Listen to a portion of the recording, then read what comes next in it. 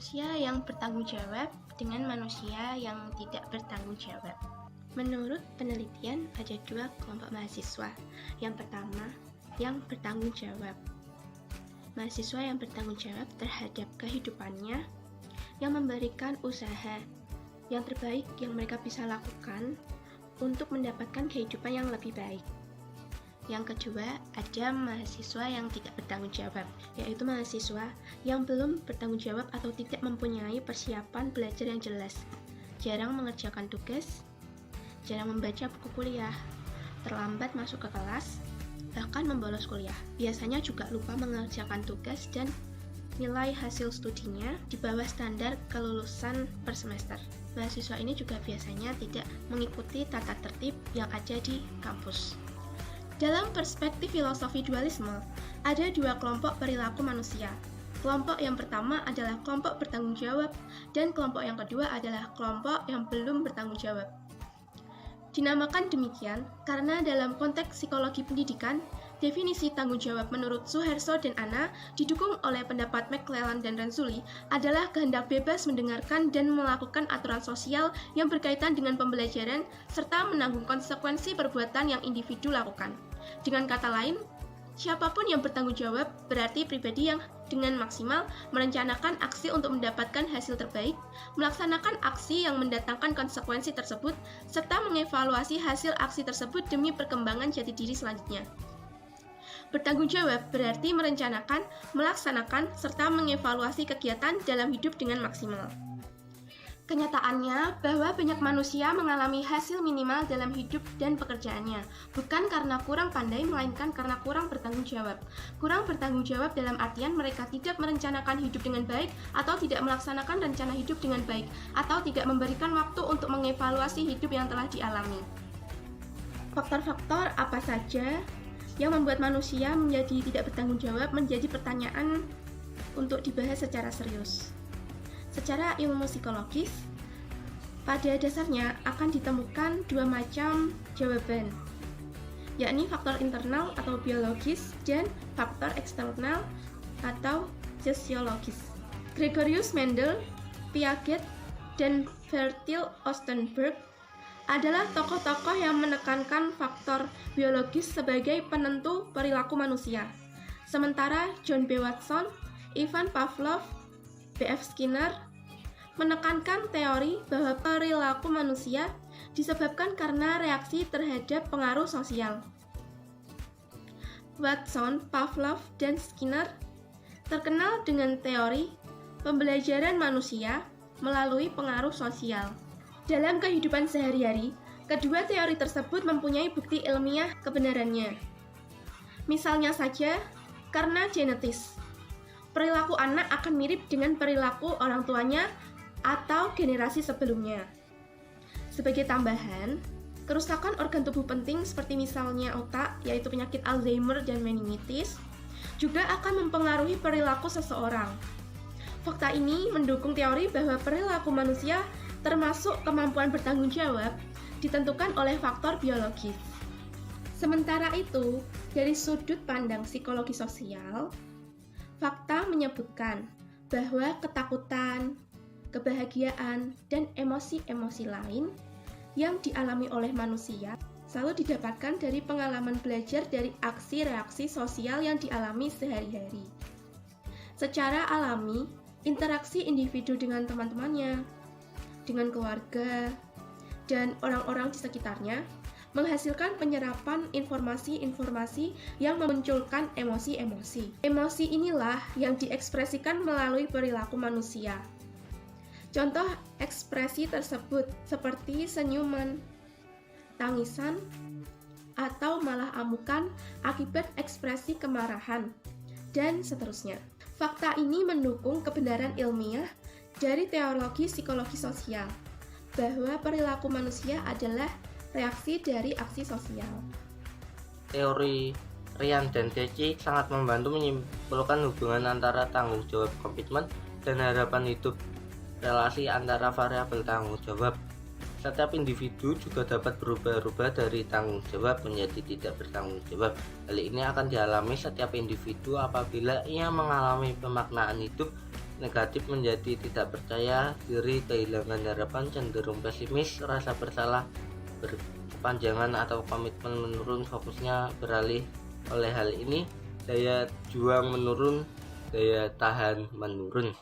Alan Carr menjelaskan bahwa setiap orang mengalami perkembangan psikologi sehingga bisa menjadi komitmen dan pemaknaan hidup seseorang akan berubah-ubah sesuai dengan pengalaman interaksi dengan ekologi sepanjang hidupnya. Mengetahui proses manusia menjadi bertanggung jawab, mengetahui proses manusia menjadi tidak bertanggung jawab.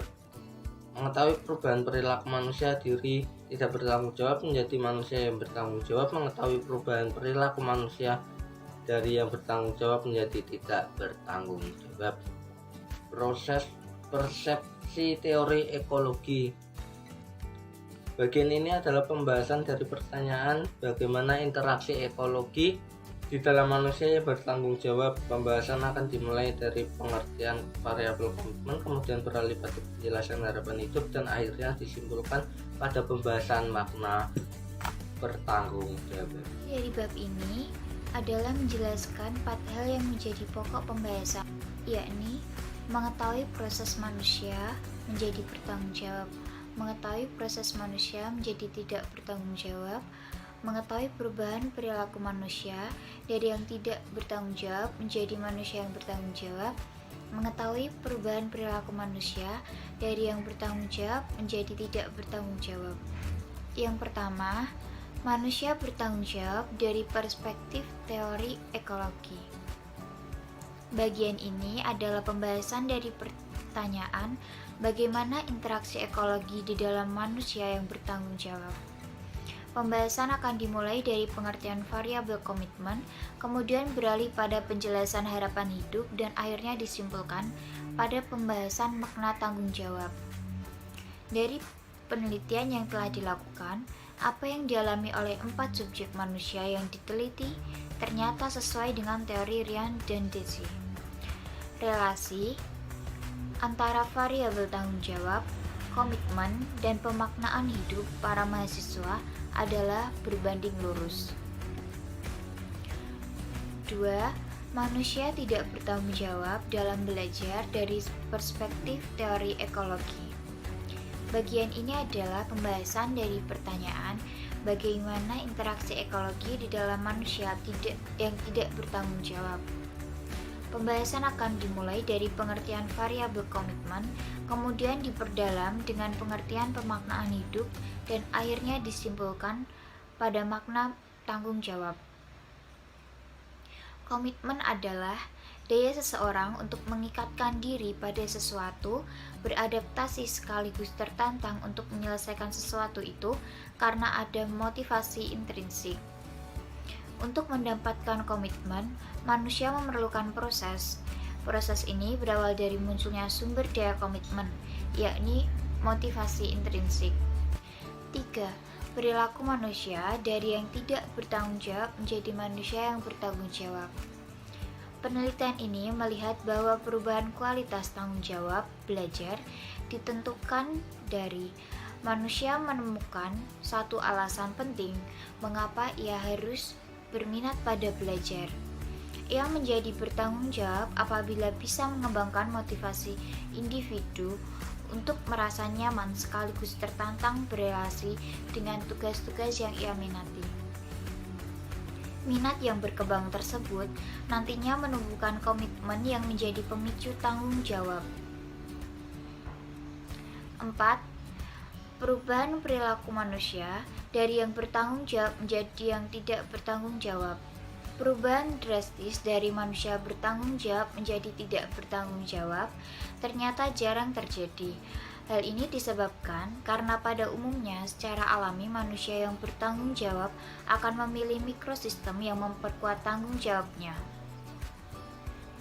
Perubahan drastis dari bertanggung jawab menjadi tidak bertanggung jawab hanya dialami apabila subjek mengalami interaksi ekologis baru di dalam mikrosistem baru yang amat berbeda dari mikrosistem sebelumnya.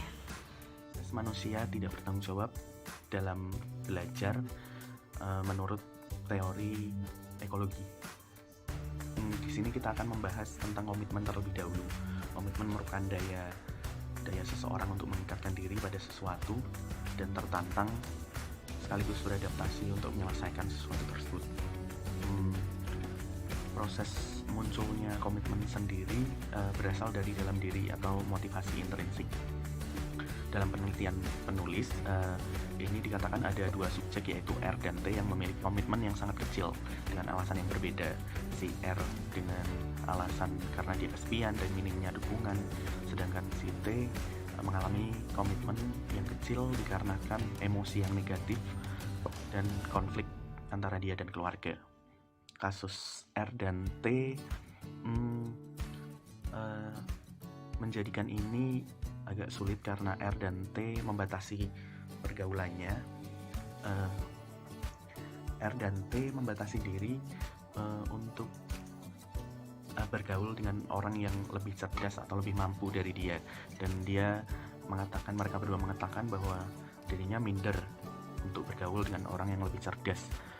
Fakta ini seturut dengan teori Erikson yang mengatakan bahwa mutu kedewasaan individu sangat bergantung pada kemampuan individu melewati tahap identity versus role confusion. Dalam kasus R, interaksi ekologis perlu didesain agar R didukung untuk mempunyai kematangan identitas. R yang anak tunggal kesepian menentukan bagaimana dia mau belajar karena dia tidak memiliki teman atau saudara di dalam lingkungannya untuk diajak berdiskusi. Pada kasus T, ia terlalu fokus antara dirinya dengan pacarnya yang menyebabkan emosi dia negatif. Dua subjek di kelompok kurang bertanggung jawab, R dan T, memiliki kesamaan, yaitu tidak konsisten, tidak terbuka, tidak menyukai berteman dengan orang banyak, pemalu, introvert, takut untuk keluar dari zona psikologis. Hidupnya adalah reaksi dari tugas dan pekerjaan yang diberikan. Mereka juga bergantung kepada dirinya masing-masing, jadi susah untuk menemukan komitmen dalam diri sehingga mereka susah untuk bertanggung jawab. Begitu. Itulah yang menyebabkan ketidakteraturan dalam belajar pada diri R dan T.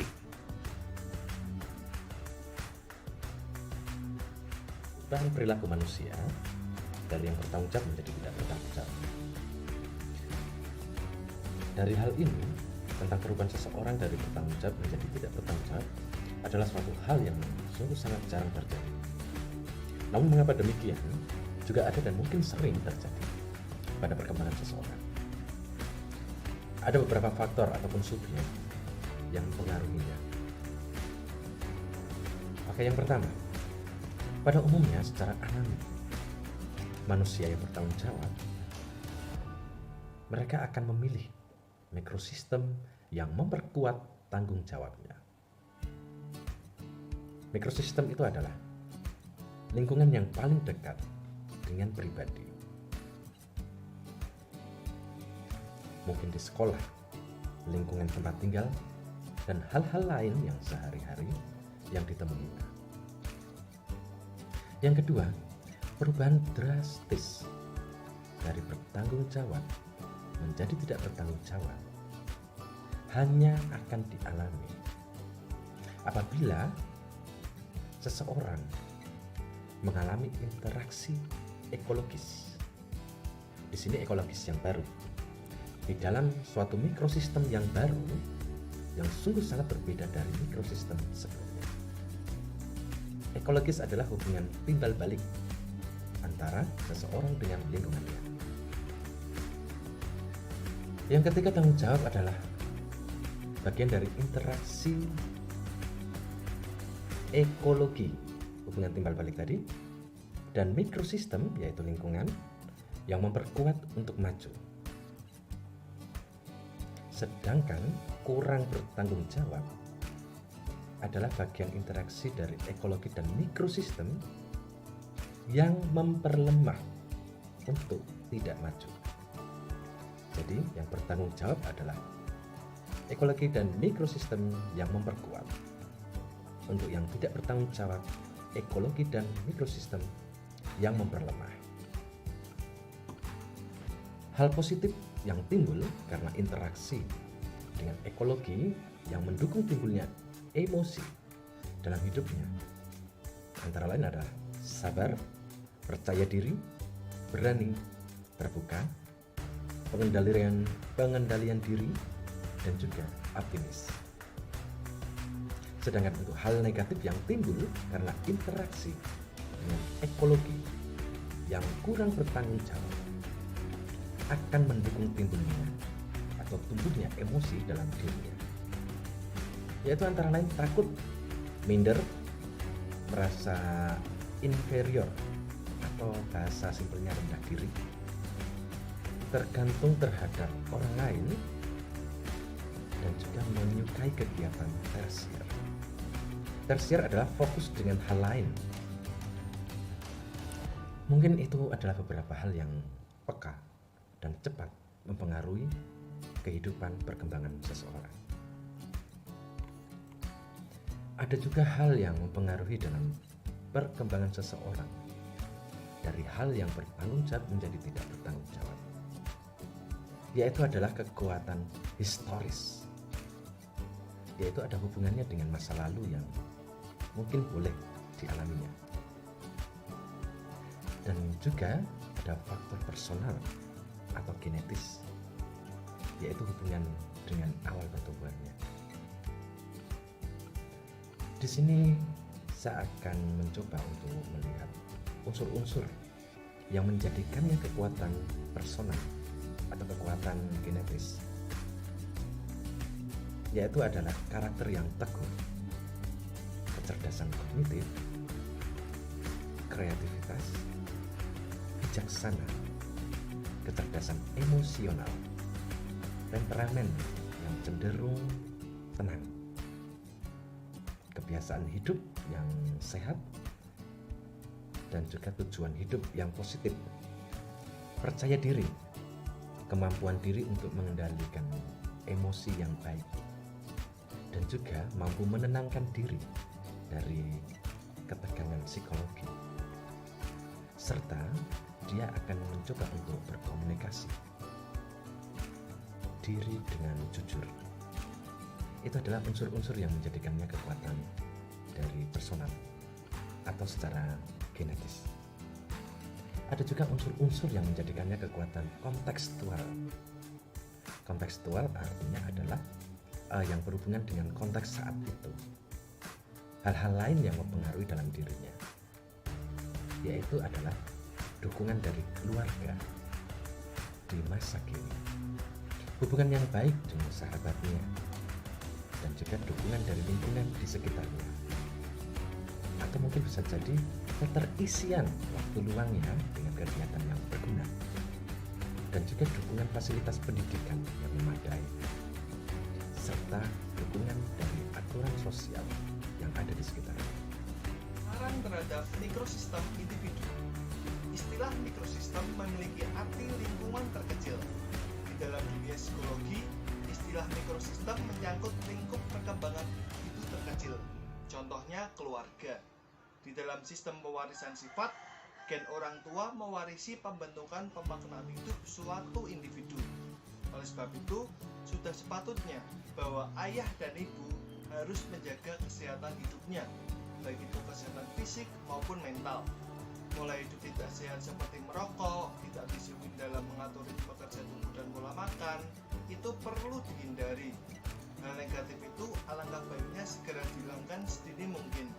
Langkah ini dilakukan untuk meminimalisir resiko melahirkan individu yang tidak sehat secara fisik, mental, maupun genetis. Selanjutnya, saran terhadap mesosistem individu. Mesosistem merupakan hubungan antara mikrosistem dengan mikrosistem yang lain. Hal-hal yang terjadi dalam satu mikrosistem dapat mempengaruhi mikrosistem yang lain. Contoh mesosistem ini antara lain hubungan antara mikrosistem keluarga dengan sekolah atau mikrosistem sekolah dengan pergaulan teman sebaya. Hubungan yang baik antar mikrosistem ini akan membuat individu dapat berkembang menjadi pribadi yang utuh dan berkualitas. Individu akan dapat membentuk dirinya dengan baik karena relasi antar mikrosistem tempat ia berada saling mendukung dan memperkembangkan diri. Namun, jika hal ini terjadi sebaliknya, individu akan terganggu dalam proses perkembangan hidupnya. Jika hal ini terjadi, ia akan kesulitan menemukan jati diri dan makna hidupnya, seperti kurangnya rasa percaya diri, menarik diri dari pergaulan, dan lain. Saran terhadap ekosistem individu. Ekosistem merupakan pengamalan individu dengan lingkungan yang tidak melibatkan individu secara langsung. Norma lingkungan di mana individu tinggal, aturan sekolah, ataupun tata cara adat di tempat individu tinggal akan mempengaruhi pemaknaan hidupnya. Ormrod menyatakan bahwa secara normal, lingkungan dengan aturan sosial yang tertentu akan menghasilkan kepribadian yang tidak jauh dari aturan sosial yang membentuknya. Kemudian, saran terhadap individu sebagai pribadi mandiri. Makrosistem melibatkan perkembangan individu yang dipengaruhi oleh norma, nilai, dan aturan sosial, akan tetapi lingkupnya lebih luas dari mikrosistem. Makrosistem melingkupi daerah global. Saran terhadap makro dan kronosistem adalah hal yang sia-sia. Makro dan kronosistem akan dengan cepat berubah dengan sendirinya. Saran lebih realistis ditujukan kepada individu. Saran peneliti adalah agar masing-masing individu berusaha berinteraksi dengan ekologi yang mendukung perilaku tanggung jawab. Dari faktor intern individu terlepas dari generasi kelahiran seperti apa, atau tempat tinggal di daerah manapun individu perlu secara teratur mempersiapkan segala sesuatu dengan sebaik-baiknya. Melaksanakan apa yang direncanakan dan kemudian mengevaluasinya secara detail demi perkembangan hidupnya. Konsistensi perencanaan, pelaksanaan, evaluasi dalam hidup akan mengembangkan komitmen, kedewasaan, dan tanggung jawab. Terima kasih.